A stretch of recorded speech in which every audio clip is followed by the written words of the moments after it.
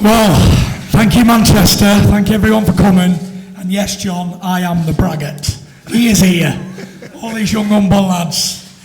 And there's one big braggart, and that's me. If you want to learn anything, just watch me go. Wind me up, Frank. Go on. Frank, Right, what do you want to know?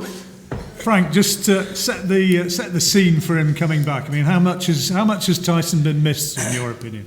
I've missed him because he is what he is. He's colourful. He brings a lot of focus to the division, and everywhere he goes, there's something happens. He's one of those guys. He sets the room alight, and when he fights, it's a joy. I still can't get over the fact that he went to Germany in the other guy's backyard and took him to school. I mean, didn't just beat him, took him to school, and in some ways they got airbrushed out of history before Anthony Joshua fought Klitschko. It was like Klitschko was coming in as this undefeated guy who'd never lost a fight and whatever, but he'd already been taken to school. But anyway, he's back now. He's in there. The boxing needs him. A lot of talk about Wilder and Anthony Joshua right now, and quite rightly so. That's a big, big fight. But you know what? If Anthony Joshua, big if he ever fights Wilder, and if he beats him, there's no bigger fight than him against Tyson. That'd be not just the biggest boxing event in my lifetime in boxing. I think we're one of the biggest sporting events. When you talk about this morning, this offer was made in $50 million to guarantee to Anthony Joshua to go to the States. I mean, it's not a rubbish offer. Shelley Finkel, who I've known for many, many years, going back to Pernell Whitaker days, who he looked after, that money's there, that offer's there, it's a no strings attached deal. If that's there for them, what is it going to be for him? This is Probably about a fiver. Well, I'm going to sell the kids, but that's what it is. That's what this division's become now. It's huge. It's lively, and the good thing about it, there's Brits involved. We're carrying the banners, and the man they've got to beat. They can fight all day long, every one of them.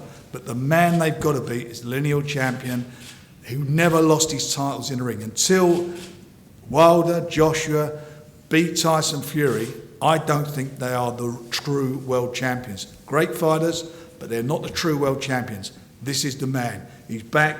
He's in condition. When you think of, about 6 months ago, I'll be sitting next to Tubby the Tuber. Look at him now. He's like slim, Jim. He's in it. He's fit. He's tanned, sexy. Well, baby oiled up, Frank, if you want. 3 out of 4. But, he's... I don't know about sexy. But anyway, he looks the business. He's good, and he's got the bit between him. And the most important thing is he's happy. Tyson, tell us more about that yourself, because just being around you can see that you're buzzing again. Yeah, I'm in a very, very good place. They always say that a happy fighter is a very dangerous fighter. And I'm very, very happy at the moment. Very, very, very, very, very happy. I feel fully focused, and I feel very fit and strong and fast. And everything's going very, very well, I think the 2.5 years I had out the ring has really, really helped me, John, because I've been boxing since I've been a little child and never took any breaks, really. So I needed that time off. I needed the time to recoup my body, let it have a rest, spend some time with the family, much needed time, actually. And I'm back now, and I've enjoyed my time off, and now I've got my head working again. And I want to really set the division on fire this time. Before I had a point to prove, I needed to prove to everybody that I was the best fighter on the planet. And when I beat Vladimir Klitschko in Germany in November 2015, I'd become the best heavyweight fighter there was in my era at that time. And that was sort of the end of it for me, until the fire's back now. And it took over 2.5 years to get that fire back. I didn't think it was coming. I was waiting, thinking, is this fire coming or what? What's going on? And every time I went to the pub and had 10 pints of beer, I thought, I want to fight tonight. But in hindsight, I needed to get out of that environment and get away from it all, and then get my head back in gear and get focused. And I almost didn't make it to the training camp. There was about 5 or 6 times along the road to Spain, to Marbella, me and Ben. I almost turned around 4 or 5 times. I was making excuses why I shouldn't go. Thought I'll just call off to Disneyland instead. At Paris, but that didn't work, and we kept going, and Ben said, if I can only get him to Marbella, we've done it.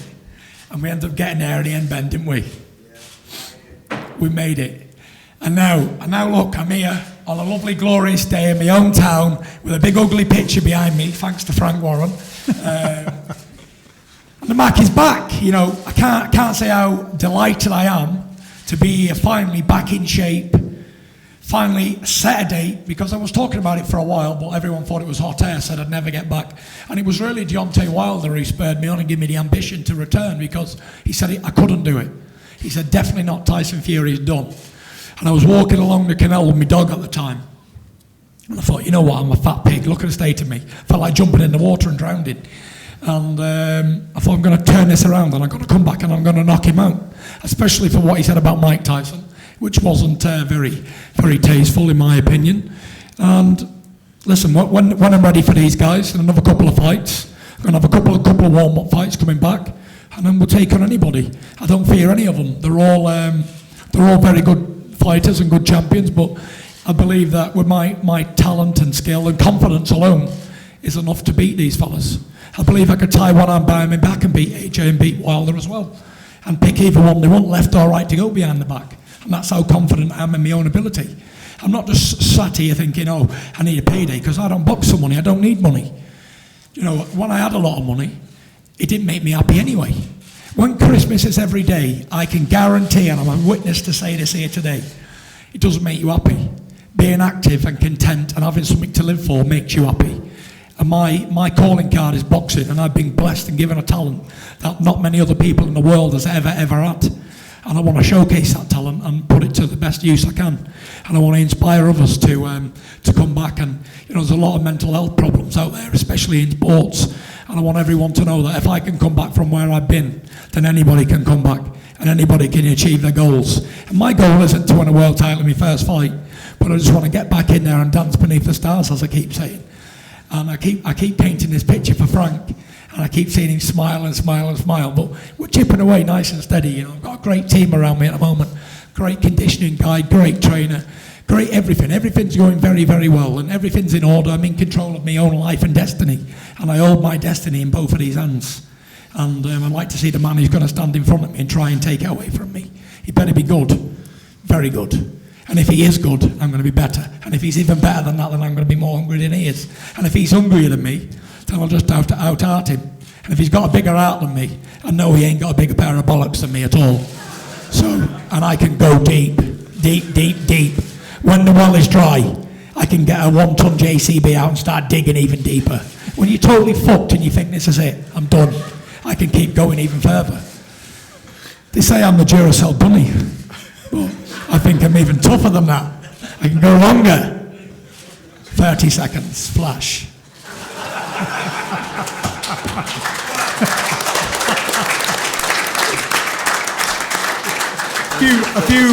A few months ago, you were up here. You're up here in Manchester. We didn't miss him. You're up here in Manchester, walking down Deansgate. Yeah. Looked like the Pied Piper. I mean, there were hundreds, thousands following you down there. Yeah. How much of a buzz is it going to give you to actually step back through those ropes here in Manchester, where you know so many people and you're so much a part of the sporting landscape? You know, it was a very, very, very great evening. Since all of the bad things I went through and everything that I've done in my life, and whether it be good or bad, it's all been an experience. And I'm taking that now to a new level. And like you say, I was at the boxing at the MEN Arena, and I walked outside and I was bombarded by fans, and I really, really, really felt the love.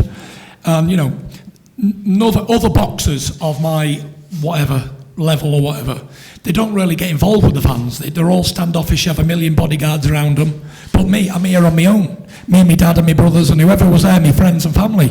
And we was all getting right into it, walking down with the fans. I had people swinging off my neck, chucking pints of beer over me. But you know what? I loved it. I loved every second of it, because I am the people's champion. And I will walk down a mile from the MEN Arena to the hotel at the bottom. And you know, it was a good experience, and I think everybody enjoyed it. And I'm sure there's going to be a sold-out arena. And it's a privilege to box here, because you know, after all everything I've done in my career, I've never boxed in my own town as a professional ever. I've had the opportunity to, but it just never arose at this arena. I was supposed to fight the man with no name here, and then I was supposed to fight Klitschko in the rematch here, and it just never materialised. So I'm finally going to get my chance to entertain the Manchester fans, and it's going to be a great night. Be there or be square. Frank, the papers have had their fair share of Anthony Joshua and Deontay Wilder in them over the last day or two. How long do you think before Tyson's in there fighting for a world title or the world title? I've already got the lineal title, John. Defending. You need to write it down on that piece of paper, mate. Defending it. Well, defended his lineal championship. Yes, defending the lineal status. It goes back to John L. Sullivan all them years ago. I hold it here, right here. I hold the lineage of the heavyweight division in these two big hands. Well, I'll ask you as well, I'm holding Tyson. it tight. How long do you think before you're ready for that? Are you ready now? Listen, I'm ready. I'm ready to fight today, tomorrow, next weekend, Saturday that night. ain't going to happen.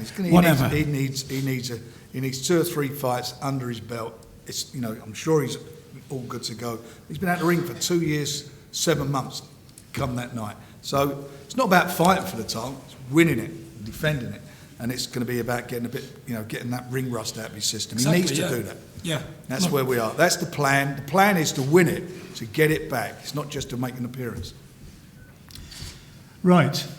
Before we ask for any questions and photographs, anything more to say? Any further message? When I first come in and I sat down, and I looked at this paper and it was like Flanagan and a hooker. I was like, can I go and watch that? And then I had to look again. And I was like, oh right, there's still the V. I didn't see the V.